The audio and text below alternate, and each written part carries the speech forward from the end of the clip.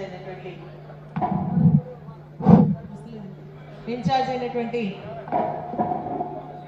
ఫరూక్ సంజయ్ గారికి, శేష్ కుమార్ గారికి,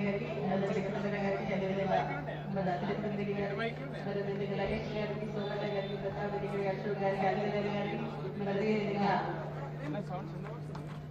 మన మల్లికార్జున గారికి, విజయనగర గారికి, సురేంద్ర గారి, కృష్ణారెడ్డి గారికి, మాజీ కౌన్సిలర్స్కి, కలిసినటువంటి కుటుంబాలకు, పెద్దలకు, అదేవిధంగా సోదరులకు, సోదరిలకు, పత్రికా మిత్రులకు మీ అందరికీ నమస్కారం తెలియజేస్తూ మరి ఈరోజు కాంగ్రెస్ పార్టీకి బీఆర్ఎస్ పార్టీకి పెద్ద ఎత్తున విజయనగరి సావిత్రి సురేంద్ర గౌడ్ వార్తలు కూడా మనస్ఫూర్తిగా శుభాకాంక్షలు తెలియజేస్తాను.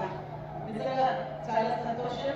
ఎందుకంటే ఈరోజు కాంగ్రెస్ పార్టీ ఏదైతే హామీ ఇచ్చి అధికారంలో రావడం జరిగింది, రైతు బంధు కానీ, అదేవిధంగా 2 లక్షల రుణమాఫీ కానీ, 6 గ్యారెంటీలు కానీ, మరి ఇవన్నీ కూడా నెరవేర్చకపోవడం వల్ల మరి ప్రజల్లో మరి వారి పట్ల ఉన్నటువంటి ఏదైతే వ్యతిరేకత ఉందో అది స్పష్టంగా మొన్న జరిగినటువంటి స్థానిక సంస్థలైనటువంటి సర్పంచ్ ఎన్నికల్లో క్లియర్ గా కనపడడం జరిగింది. మరి అదేవిధంగా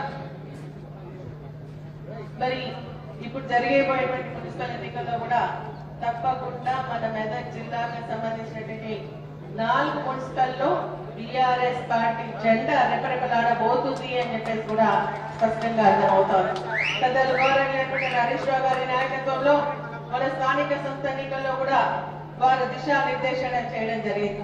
అదేవిధంగా ఇప్పుడు కూడా మన మున్సిపల్ ఎన్నికల్లో అన్ని విధాలుగా సహకరిస్తూ ఎక్కడ ఏం జరుగుతుంది అనే రిపోర్ట్ తీసుకొని మనం చెప్పడం వల్ల మనము ముందు జాగ్రత్త పడుతూ మరి ఆ నిర్ణయాలకు కట్టుబడి పనిచేస్తే మనం తప్పకుండా విజయం మనదే అని చెప్పేసి కూడా స్పష్టంగా తెలియజేస్తాను.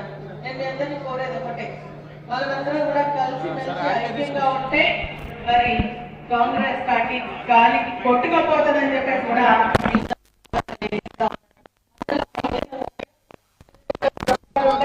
భేదాభిప్రాయాలు ఉంటాయి, అవన్నీ కూడా పక్కకు పెడదాం.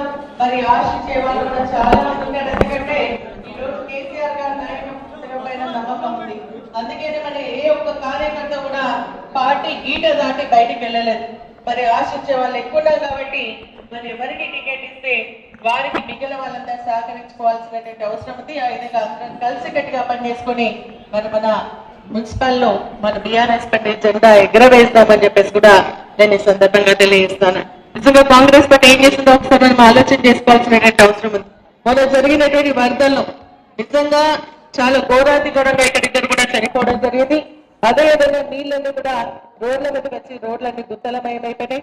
మరి ఇబ్బంది అయినా కూడా ముఖ్యమంత్రి గారు స్వయంగా మెదక్ జిల్లాకు వచ్చి రివ్యూ పెట్టినా కూడా మరి ₹1 కూడా ఇచ్చినటువంటి పాపన పోలేదు అని చెప్పేసి కూడా గుర్తు చేస్తాను. రోడ్లని కూర్చోడానికంట మరి ₹1 కోటి ఇచ్చిపోయింది. ఆ ₹1 కోటి మెదక్ జిల్లా నర్సాపూర్కి మెదక్ ఇస్తే మరి ఏం సరిపోతుంది అని చెప్పేసి అడుగుతారు. 100 కోట్ల ప్రపోజల్ ఇస్తే ₹1 కోటి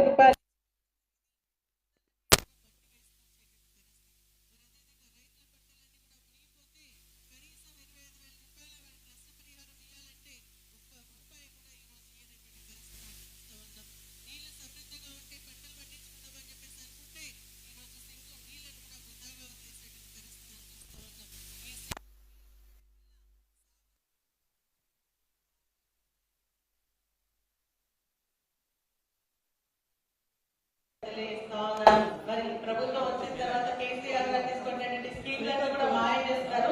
ప్రజలకు ఏమైనా చేస్తున్నారు అంటే ఒరగబెట్టింది కూడా ఏం లేదు. స్కామ్ల మీద స్కామ్లు చేస్తా ఉన్నారు.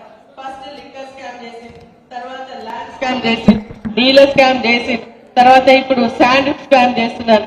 మొన్నటికి మొన్న బొగ్గు స్కామ్ చేసి, ఆ బొగ్గు స్కామ్ కి సంబంధించి పెద్దల హరీష్ రావు గారు మరి అవన్నీ కూడా బయటికి తీస్తే మరి సిట్ నోటీస్ పంపిస్తారు. 24 గంటల వ్యవధి కూడా లేకుండా సిట్ నోటీస్ పంపిస్తే మరి వాళ్ళకి ఆ రోజు భయం వేసింది. ఎందుకంటే మరి రాష్ట్రంలో నలుమూలల నుంచి కూడా పెద్ద ఎత్తున అభిమానులు, కార్యకర్తలు, బీఆర్ఎస్ పార్టీ నాయకులందరూ కూడా వస్తే హైదరాబాద్ సికింద్రాబాద్ అంతా కూడా మరి బుక్కిరి అయిపోయిందని చెప్పేసి కూడా ఈ సందర్భంగా తెలియజేస్తా ఉన్నా.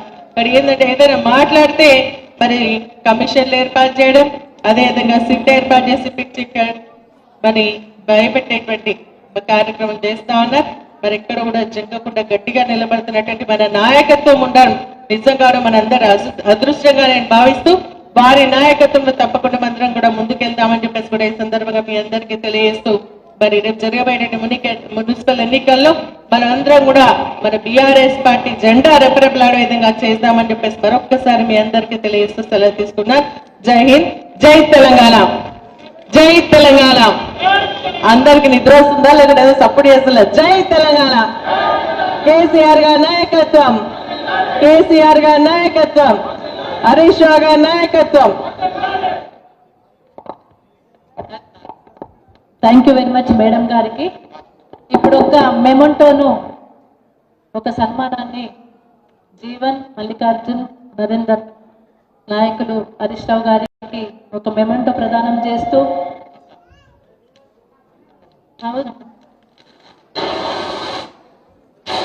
రూపాయల దుర్గా భవాని మాతను మొక్కుతున్న హరీష్ రావు గారు మెమోంటోను అందజేసిన మా నాయకులందరికీ ధన్యవాదాలు. ఇప్పుడు హరీష్ రావు గారు మాట్లాడతారు. మాట్లాడినాక సురేందర్ గౌడ్ గారికి కండువా కప్పినాక సురేందర్ గౌడ్ గారి మాటలు విన్న తర్వాత మిగతా అందరికీ కండువాలు